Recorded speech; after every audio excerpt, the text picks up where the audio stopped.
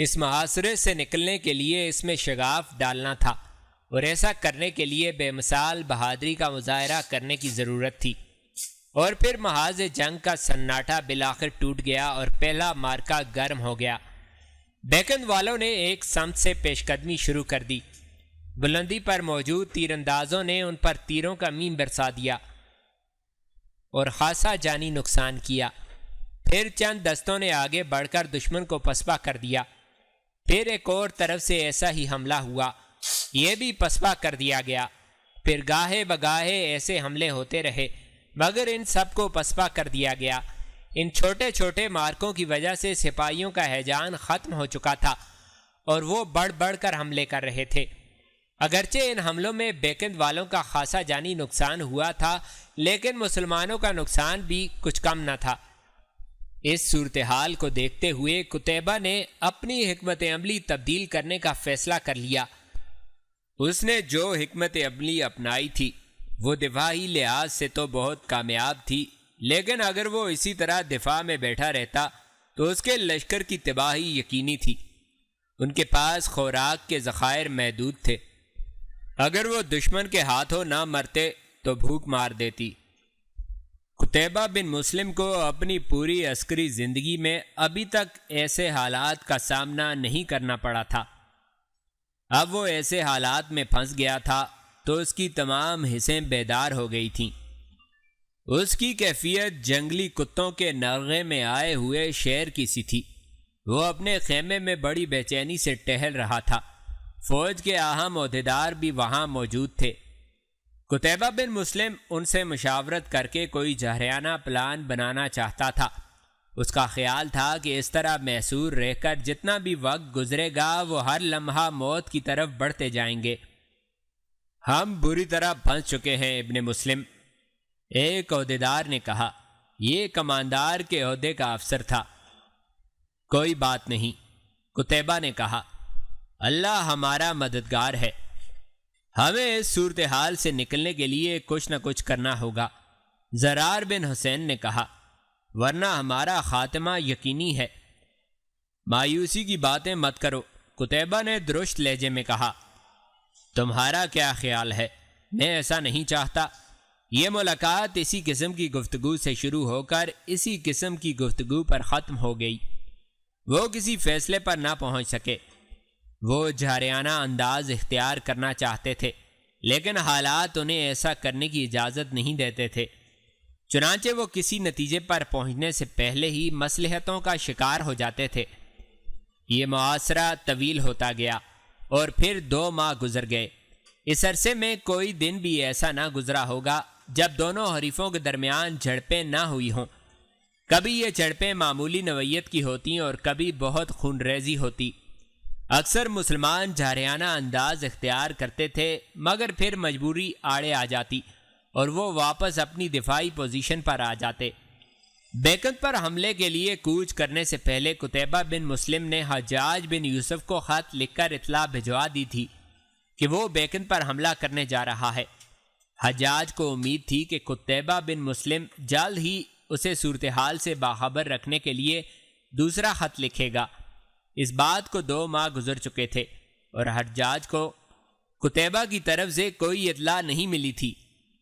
جہاں دیدہ حجاج کو یہ اندیشہ پریشان کرنے لگا کہ ضرور قتیبہ کسی خطرے میں گھر چکا ہے اور صورتحال ایسی ہے کہ وہ اسے کمک کے لیے اطلاع بھجوانے سے بھی مجبور ہے۔ حجاج بن یوسف کو قتیبہ بن مسلم سے ایک خاص انس تھا۔ اسے جب یہ احساس ہوا کہ قتیبہ کسی مشکل کا شکار ہو گیا ہے تو وہ بہت پریشان ہو گیا۔ اس نے حکم جاری کر دیا کہ مسجدوں میں قتیبہ بن مسلم اور اس کے لشکر کی خیریت کے لیے دعائیں کی جائیں۔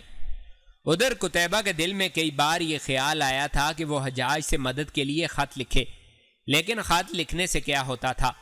اصل مسئلہ تو حجاج تک خط پہنچانے کا تھا۔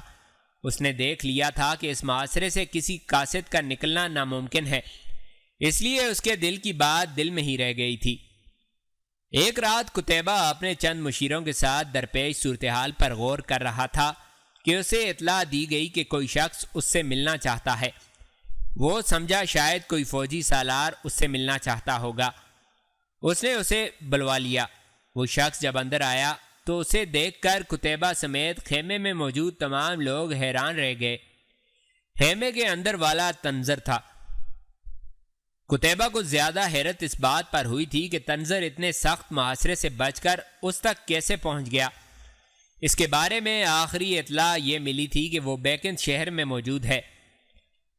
تنظر نے بلند آواز میں سلام کیا اور پھر قتیبہ کے اشارے پر ایک طرف بیٹھ گیا۔ تم اتنے عرصے بعد آئے ہو، عبداللہ بن مسلم نے حیرت بھرے لہجے میں کہا، اور پھر پوچھا، تم اتنے سخت محاصرے سے بچ کر کیسے آ گئے؟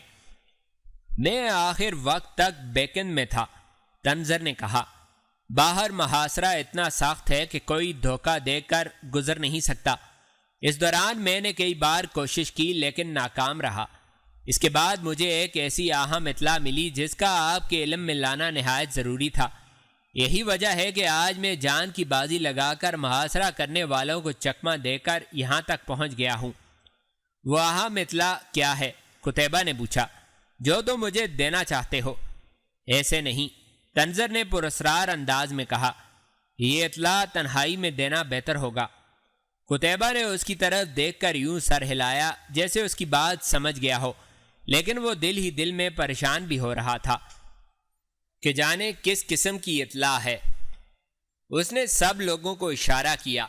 اس اشارے پر سب لوگ باہر چلے گئے۔ صرف زرار بن حسین وہاں موجود رہا۔ اسے قتیبہ نے آنکھوں ہی آنکھوں میں رکنے کا اشارہ کر دیا تھا۔ اب بولو کیا اطلاع لائے ہو؟ قتیبہ نے تنظر سے کہا۔ تنظر نے کچھ بولنا چاہا مگر پھر زرار بن حسین کی طرف دیکھ کر خاموش ہی رہا۔ صاف نظر آ رہا تھا کہ وہ زرار کی موجودگی میں یہ بات نہیں کرنا چاہتا۔ زرار کی فکر نہ کرو، قتیبہ نے اس کی نظروں کا مطلب سمجھ کر کہا۔ یہ ہر بات کو راز رکھنا جانتا ہے، تم بے فکر ہو کر وہ اطلاع دے دو۔ اطلاع کچھ اچھی نہیں ہے امیر خراسان، تنظر نے پریشان اور بکھرے بکھرے سے انداز میں کہا۔ امیر عراق حجاج بن یوسف کو خلیفہ نے معزول کر دیا ہے۔ یہ اطلاع نہیں تھی، ایک بم تھا جو تنظر نے خیمے میں پھینک دیا تھا۔ زرار بن حسین اور قتیبہ بن مسلم کا منہ کھلے کا کھلا رہ گیا۔ کتنی ہی دیر دونوں گمسم رہے اور پھر کچھ بول بھی نہ سکے۔ اور اے ابن مسلم، ان کو خاموش دیکھ کر تنظر نے خود ہی بات آگے بڑھاتے ہوئے کہا، یہ بھی پتہ چلا ہے کہ حجاج کی معزولی کے بعد اب تیری باری ہے، تجھے بھی معزول کر دیا جائے گا۔ اس کے بعد تنظر نے ایک دم اپنا لہجہ بدل لیا اور بولا، تیری بہتری اسی میں ہے کہ اپنی فوج کو یہاں سے لے کر نکل جائے، ورنہ نہ یہاں کا رہے گا نہ وہاں کا۔ دونوں نے تنظر کے لہجے کی اس تبدیلی کو صاف محسوس کیا۔ تنظر کی آنکھوں میں منافقت نظر آ رہی تھی۔ قتیبہ کو اس پر شک ہو گیا۔ مشکوک ہونے کی سب سے بڑی وجہ یہ تھی کہ جس معاشرے سے چڑیا کا بچہ بھی نظر بچا کر نہیں گزر سکتا تھا، تنظر وہاں سے گزر کر آیا تھا۔ قتیبہ سمجھ گیا کہ دال میں کچھ کالا ہے۔ تجھے یہ اطلاع کیسے ملی؟ قتیبہ نے اپنا شک دور کرنے کے لیے پوچھا۔ مجھے یہ اطلاع، یکدم تنظر بوکھلا گیا۔ وہ اسے کوئی صحیح جواب نہ دے سکا اور آئیں بائیں شائیں کرنے لگا۔ اس کے انداز سے قتیبہ کا شک یقین میں بدل گیا کہ تنظر غلط بیانی کر رہا ہے۔ اس نے تنظر سے کچھ سوال اور پوچھے لیکن وہ کسی ایک کا بھی تسلی بخش جواب نہ دے سکا۔ قتیبہ کی عقابی نظریں تنظر پر گڑی ہوئی تھیں اور وہ ان نظروں سے بچنے کے لیے قتیبہ سے نگاہیں نہیں ملا رہا تھا۔ میری طرف دیکھو تنظر، قتیبہ نے کڑک کر اسے حکم دیا۔ تنظر نے لاچار ہو کر قتیبہ کی طرف دیکھا، لیکن اس کا ضمیر مجرم تھا اور اس کے دل میں کھوٹ تھا، اس لیے وہ زیادہ دیر ان نظروں کا سامنا نہ کر سکا اور سر جھکا لیا۔ اسے یوں محسوس ہو رہا تھا جیسے یہ نظریں اسے اندر تک ٹٹول رہی ہوں۔ کیا تم سچ کہہ رہے ہو؟ قتیبہ بن مسلم نے اس کی آنکھوں میں آنکھیں ڈال کر پوچھا۔ میں سچ کہہ رہا ہوں ابن مسلم، تنظر نے ذرا سنبھل کر کہا۔ اب اس کے لہجے میں کچھ اعتماد پیدا ہو گیا تھا، لیکن قتیبہ سمجھ گیا تھا کہ وہ جھوٹ بول رہا ہے۔ اگر وہ سچ بھی بول رہا تھا تو حجاج بن یوسف کی معزولی کی خبر اس کے لشکر میں بددلی پھیلا سکتی تھی۔ دونوں صورتوں میں اس کا زندہ رہنا مناسب نہ تھا۔ اس نے اپنے حبشی غلام کو طلب کر کے تنظر کی گردن اڑا دینے کا حکم دیا۔ حبشی غلام نے حکم کی تعمیل کی اور اپنی بھاری بھرکم تلوار کے ایک ہی وار سے تنظر کی گردن اڑا دی۔ دوسرے ہی لمحے تنظر کا بے سر لاشا زمین پر پڑا تھا۔ غور سے سن ابن حسین، قتیبہ نے زرار بن حسین سے کہا، جو گفتگو میرے اور تنظر کے درمیان ہوئی ہے راز رہنی چاہیے۔ خدا نخواستہ اگر یہ خبر سچ بھی ہو تو اس سے فوج میں بددلی پھیل جائے گی اور ہم اس کے متحمل نہیں ہو سکتے۔ زرار بن حسین منہ سے کچھ نہ بولا، بس اس نے سر ہلا دیا۔ اس کے بعد قتیبہ نے تمام لوگوں کو اپنے خیمے میں واپس بلوا لیا جو کچھ دیر پہلے اس کے پاس موجود تھے۔ وہ اندر آئے تو تنظر کی لاش دیکھ کر پریشان ہو گئے۔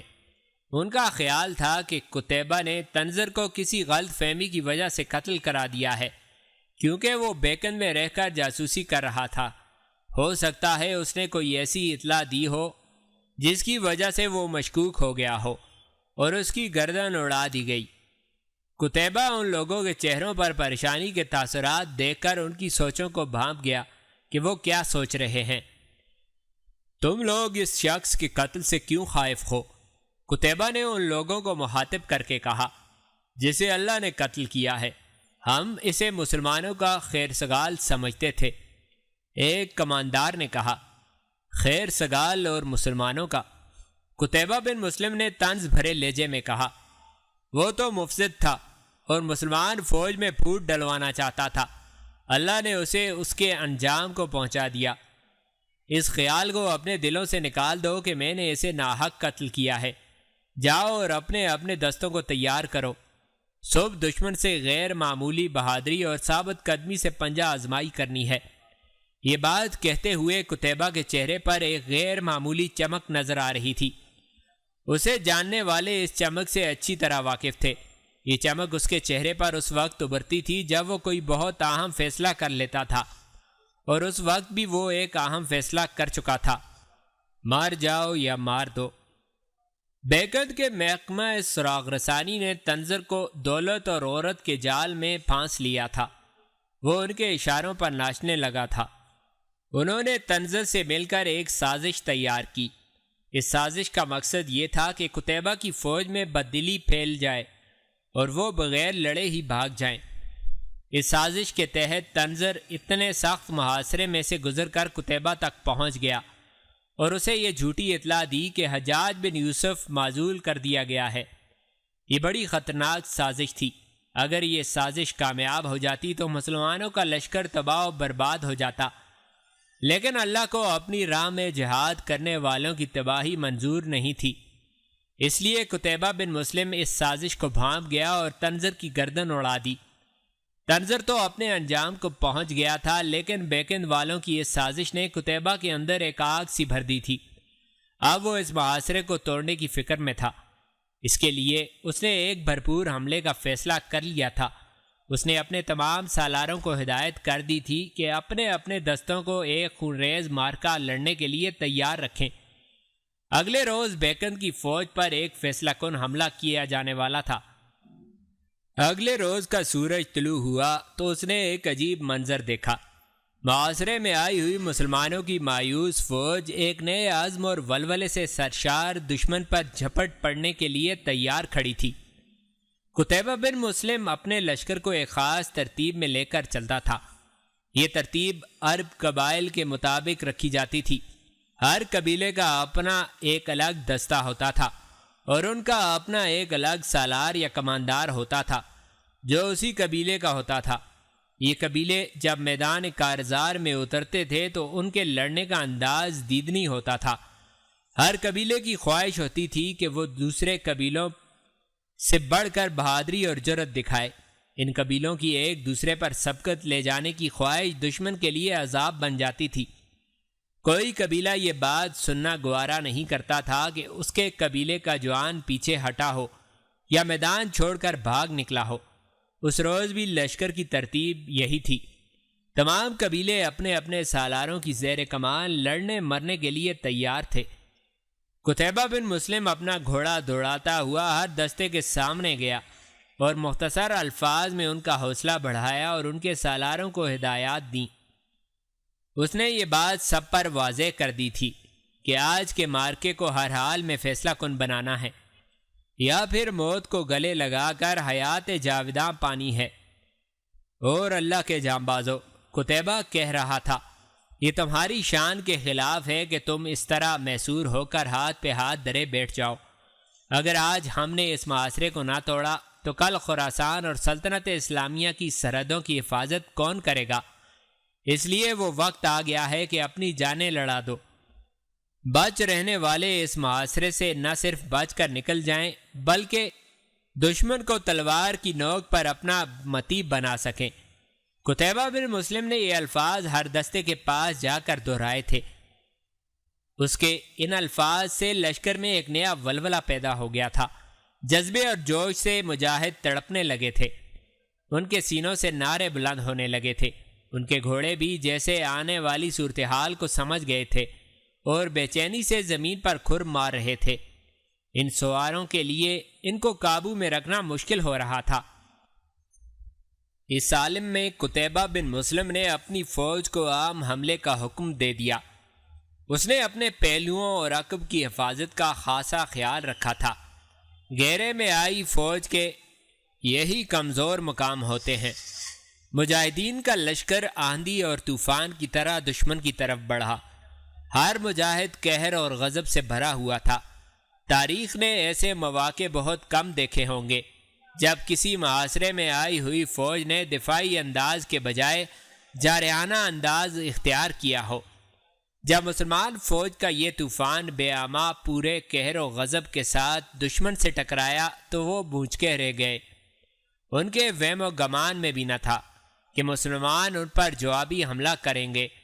2 مہینے کے عرصے میں یہ پہلا موقع تھا کہ مسلمانوں نے اس طرح عام حملہ کیا تھا۔ اس حملے سے دشمن بوکھلا گیا تھا۔ اس نے اپنے قدم جمانے کی بہت کوشش کی لیکن مجاہدین سر ہتھیلی پر رکھ کر لڑ رہے تھے۔ ان کو شہادت اتنی ہی پیاری تھی جتنی دشمنوں کو جان۔ اس روز مجاہدین نے شجاعت کی نئی داستانیں رقم کر دیں اور اپنے اسلاف کی یاد تازہ کر دی۔ خود قتیبہ بن مسلم بھی ان کے لڑنے کے انداز پر آشش کر اٹھا اور اس کے منہ سے بے ساختہ داد و تحسین کے الفاظ نکلنے لگے۔ انہوں نے اپنے سالار کے منہ سے نکلنے والے الفاظ کی لاج رکھ لی تھی جو اس نے لڑائی شروع ہونے سے پہلے ان سے کہے تھے۔ انہوں نے واقعی بچ جانے والوں کے لیے جانیں لڑا دی تھیں اور بچ جانے والوں نے دشمن کو تلوار کی نوک پر رکھ لیا تھا۔ اب دشمن کے پاؤں اکھڑ گئے تھے۔ مسلمان مجاہد بڑھ بڑھ کر حملے کر رہے تھے۔ پھر دشمن بھاگ اٹھا اور اس کا رخ قلعے کی طرف تھا۔ مجاہدین نے بھاگتے ہوئے دشمن کو تلواروں کی دھار پر رکھ لیا تھا۔ اب جو کچھ ہو رہا تھا وہ دشمن کے سپاہیوں کا قتل عام تھا۔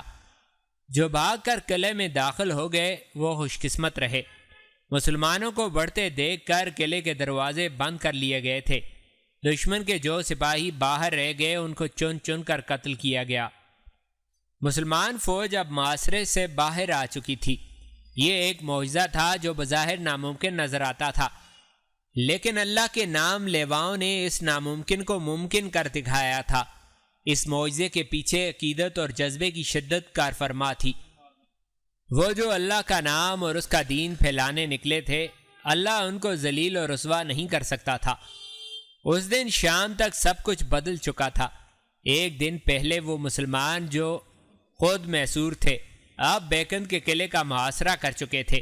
قتیبہ نے قلعے کا محاصرہ مکمل کرنے کے بعد زخمیوں کی طرف توجہ دی اور فوری طور پر ان کی مرہم پٹی کا انتظام کیا گیا، جبکہ کچھ دستوں کو ادھر ادھر چھپے ہوئے دشمن کے فوجیوں کی تلاش میں بھیج دیا گیا۔ شام تک قیدیوں کی ایک بڑی تعداد پکڑی جا چکی تھی۔ زخمیوں کی تعداد اتنی زیادہ تھی کہ رات کا اندھیرا گہرا ہونے تک زخمیوں کو اٹھایا جاتا رہا۔ اس میں مسلمان اور غیر مسلم کی تمیز روا نہ رکھی گئی تھی۔ شہیدوں کو ایک جگہ اکٹھا کر کے ان کی نماز جنازہ ادا کرنے کے بعد انہیں دفن کر دیا گیا۔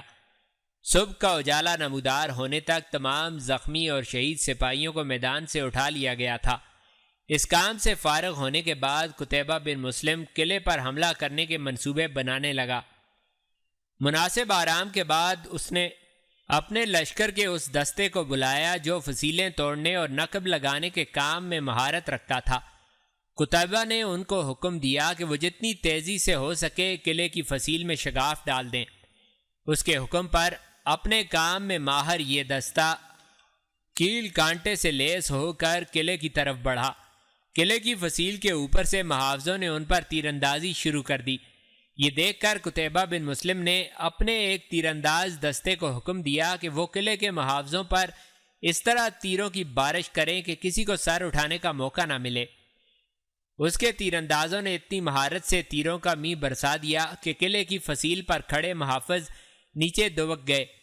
سر اٹھانا خودکشی کے مترادف تھا۔ تیروں کی اس چھاؤں میں قلعے کی دیوار میں شگاف ڈالنے والے قلعے کی دیوار تک پہنچ گئے اور بڑے جوش و خروش سے اپنا کام شروع کر دیا۔ جس رفتار سے وہ اپنا کام کر رہے تھے اس سے صاف نظر آ رہا تھا کہ وہ جلد ہی کامیاب ہو جائیں گے۔ قلعے کے باہر سے فصیل توڑنے کا کام جاری تھا۔ جب اندر والوں کو اس بات کا علم ہوا کہ مسلمان باہر سے دیوار توڑ رہے ہیں تو ان پر خوف و ہراس طاری ہو گیا۔ لوگوں میں بھگدڑ مچ گئی۔ لوگوں کو معلوم تھا کہ اگر مسلمانوں نے قلعہ اپنی ہمت سے لے لیا تو وہ کسی کو نہیں چھوڑیں گے اور بہت خون ریزی ہوگی۔ انہوں نے گورنر پر زور دینا شروع کیا کہ مسلمانوں سے صلح کر لی جائے تاکہ مزید خون خرابہ نہ ہو۔ جوں جوں وقت گزر رہا تھا گورنر پر صلح کے لیے دباؤ بڑھتا جا رہا تھا۔ آخر کار گورنر نے لوگوں کا یہ مطالبہ مان لیا اور صلح کا فیصلہ کر لیا۔ وہ دیکھ چکا تھا کہ قلعے میں موجود فوجیوں پر مسلمانوں کا خوف بیٹھ چکا ہے اور اب ان میں مسلمانوں کا سامنا کرنے کی ہمت نہیں رہی۔ اس کے علاوہ ان میں اتنی صلاحیت ہی نہیں تھی کہ لمبے عرصے تک قلعے کا دفاع کر سکتے۔ آخر گورنر کی طرف سے قتیبہ بن مسلم کو صلح کا پیغام بھیجا گیا، جسے قتیبہ نے بلا حیل و حجت قبول کر لیا، کیونکہ وہ بھی بلا ضرورت خون ریزی کا قائل نہیں تھا۔ صلح کی شرائط طے ہو گئیں اور قتیبہ نے ایک مسلمان کو قلعے کا عامل مقرر کر دیا۔ یہ مسلمان عامل ایک قبیلے بنی قتیبہ کا سردار تھا جس کا تاریخ میں نام نہیں ملتا۔ بیکن کے حالات معمول پر آ گئے تو قتیبہ نے اپنے لشکر کے ساتھ مرو کی طرف کوچ کیا۔ وہ جس مقصد کے ساتھ بیکن پر حملہ آور ہوا تھا وہ پورا ہو گیا تھا۔ اس نے بیکن کے مسلمان عامل کی مدد کے لیے چند مشیر اور ایک فوجی دستہ بھی چھوڑا تھا۔ قتیبہ بن مسلم بیکن سے روانہ ہوا تو بہت مطمئن تھا۔ اس کے خیال میں اب اس طرف سے سکون ہو گیا تھا، مگر اسے معلوم نہیں تھا کہ ایک بھیانک سازش اندر ہی اندر پرورش پانے لگی ہے۔ مسلمان عامل نے بیکن کا انتظام سنبھال لیا تھا۔ اس وقت وہ ایک کمرے میں اپنے مشیروں کے ساتھ موجود تھا اور وہ جنگ کے بارے میں گفتگو کر رہے تھے اور اپنی اپنی رائے کا اظہار کر رہے تھے۔ کوئی کچھ بھی کہے، عامل نے کہا، میں تو یہ کہوں گا کہ مسلم کے بیٹے نے کمال کر دیا، ایسی تدبیر کی کہ پانسا ہی پلٹ کر رکھ دیا۔ اگر اس کی جگہ کوئی اور ہوتا تو یقیناً دل چھوڑ بیٹھتا۔ باقی سب لوگ بھی اس کی تائید میں کچھ نہ کچھ کہہ رہے تھے۔ وہ جس کمرے میں موجود تھے اس کا دروازہ اندر سے بند تھا۔ اسی دوران دروازے پر دستک ہوئی۔ ایک مشیر نے اٹھ کر دروازہ کھولا۔ دروازے پر بیکن کا گورنر کھڑا مسکرا رہا تھا۔ بہت خوب، گورنر نے مسکراتے ہوئے کہا، تو آپ سب یہاں موجود ہیں؟ جی، اللہ کے فضل سے، عامل نے مسکراتے ہوئے گورنر سے مصافحہ کیا۔ اگرچہ آپ لوگوں نے ہمیں شکست دی ہے، گورنر نے خوشگوار لہجے میں کہا، لیکن میں ایک بات کہے بغیر نہیں رہوں گا۔ ایسی کیا بات ہے جو آپ کہے بغیر نہیں رہیں گے؟ ایک مسلمان مشیر نے پوچھا۔ آپ لوگ بہت زبردست ہیں، گورنر نے کہا، اور آپ کا امیر تو لاجواب صلاحیتوں کا مالک ہے۔ یہ تو اللہ کی دین ہے، عامل نے انکساری سے کہا۔ وہ جسے چاہتا ہے نواز دیتا ہے۔ جہاں تک ہماری بات ہے تو معاملہ یوں ہے کہ ہم اللہ کا نام لینے والے ہیں اور وہ اپنے نام لیواؤں کی مدد ضرور کرتا ہے اور ان کے ہاتھوں معجزے بھی رونما کرا دیتا ہے۔ معجزے والی بات عامل نے بالکل ٹھیک کہی تھی۔ بیکن کی فتح واقعی ایک معجزہ تھا جو مجاہدین اسلام کے ہاتھوں رونما ہوا تھا۔ ورنہ قتیبہ بن مسلم کا لشکر اس بری طرح پھنس چکا تھا کہ کسی کا زندہ بچ نکلنا ممکن نہ تھا۔ اللہ اپنے ماننے والوں کے ہاتھوں ایسے ایسے معجزے کرا دیتا ہے کہ عقل دنگ رہ جاتی ہے اور اس کی کوئی توجیہ پیش کرنے سے قاصر رہ جاتی ہے۔ آپ کے اور ہمارے مذہب الگ الگ ہیں، گورنر نے مکاری سے کہا، لیکن میں مذہب کے چکروں میں نہیں پڑنا چاہتا۔ میں آپ کی خدمت میں ایک خاص تحفہ پیش کرنا چاہتا ہوں۔ وہ کیا؟ کئی تجسس بھری آوازیں ایک ساتھ ابھریں۔ لیجئے، تحفہ قبول کرنے کے لیے تیار ہو جائیں، گورنر نے کہا، اور پھر اس نے مخصوص انداز میں تالی بجائی۔ اس کے فوراً بعد 10-15 سپاہی کمرے کا دروازہ کھول کر اندر داخل ہوئے۔ ان کے ہاتھوں میں ننگی تلواریں تھیں اور ان کے چہروں پر وحشت برس رہی تھی۔ گورنر نے ایک طنزیہ قہقہ لگایا اور سپاہیوں کی طرف اشارہ کر کے کہا، یہ ہے میرا تحفہ، قبول کریں۔ یہ سب کیا ہے؟ بیکند کے مسلمان عامل نے حیرانی اور پریشانی سے پوچھا۔ موت کا تحفہ، گورنر نے سفاکی سے کہا، میں تمہارے لیے موت کا تحفہ لایا ہوں۔ تمہارا امیر کیا سمجھتا ہے کہ تمہیں ہم پر مسلط کر کے بیکند والوں کو اپنا غلام بنا لے گا؟ نہیں، ہرگز نہیں، لیکن یہ سب کچھ آپ لوگوں کی مرضی سے ہوا ہے۔ بیکند کے مسلمان عامل نے کہا، ہمارے امیر نے کوئی زبردستی نہیں کی، آپ لوگ جنگ ہار چکے تھے اور مزید ذلت سے بچنے کے لیے صلح کی تھی، اور اس صلح کی شرائط کے مطابق آپ ہماری حفاظت کے ذمہ دار ہیں۔ کس صلح کی بات کرتے ہو؟ گورنر نے مذاقہ خیز انداز میں کہا، اس صلح نامے کو تو ہم نے تمہارے لشکر کے جاتے ہی پھاڑ دیا تھا۔ یہ معاہدہ کی خلاف ورزی ہے۔ ایک مسلمان نے کہا، تم ہمارے ساتھ دغابازی کر کے بچ نہ سکو گے۔ اگر ہم میں سے کسی کو بھی نقصان پہنچا تو پھر قتیبہ بن مسلم کے قہر سے کہیں پناہ نہیں ملے گی۔ یہ سن کر گورنر کا مزاج بگڑ گیا اور اس نے غصے کے عالم میں کہا، میں فضول باتوں میں اپنا وقت برباد نہیں کرنا چاہتا، میں تو صرف قتیبہ کی غلامی کا توق اپنی گردن سے اتار دینا چاہتا ہوں۔ اس کے بعد اس نے ننگی تلواریں لیے کھڑے سپاہیوں سے کہا، تم کھڑے کھڑے منہ کیا دیکھ رہے ہو؟ اپنا کام کرو۔ گورنر کا حکم سنتے ہی سپاہی تلواریں سوت کر ان کی طرف بڑھنے لگے۔ مجبوری یہ تھی کہ وہ سب غیر مسلح تھے، ورنہ صورتحال کچھ اور ہوتی۔ نہتے ہونے کے باوجود ننگی تلواروں کی پرواہ کیے بغیر سپاہیوں پر ٹوٹ پڑے۔ کمرے میں تلواروں کے زناٹے گونجنے لگے اور سر اڑنے لگے۔ تھوڑی ہی دیر میں وہ سب بے بسی کی موت مارے گئے۔ اس کے بعد گورنر کے حکم پر ان کی لاشوں کے ناک کان کاٹ دیے گئے۔ لاشوں کے ساتھ یہ ظالمانہ سلوک بیکند کا گورنر مسلمانوں سے حد سے زیادہ بڑھتی ہوئی نفرت کا اظہار تھا۔ یہ لوگ تو اپنے انجام کو پہنچ گئے۔ گورنر نے لاشوں کی طرف اشارہ کر کے کہا، ابھی ان کے محافظ دستے سے نمٹنا باقی ہے، آؤ میرے ساتھ، ان کو بھی بے خبری میں پکڑ لیں، کہیں بنا بنایا کھیل بگڑ نہ جائے۔